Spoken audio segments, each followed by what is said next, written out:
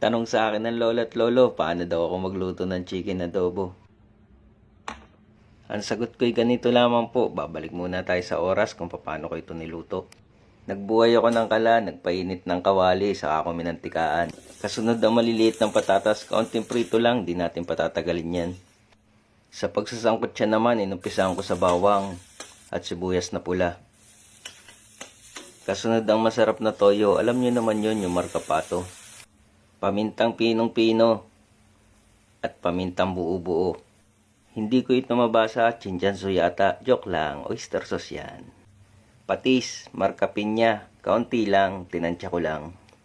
Kapag ganyan lagkita na, ilagay ng karning nokma. Sabay halu-haluin para kumapit ang mga inilagay na pampalasa. Siling pula yung maanghang. Para may tamis, Coca-Cola ang kasunod niyan para maging tamis anghang. Daon ng laurel at suka. Tatakpan ko muna pansamantala para manutan lasa. Tcharan! Patatas na lang ang kulang. Lolo at lola, kapag ganitong malapit na maiga, ay alam nyo na, kakain na. Chicken Coke Adobo.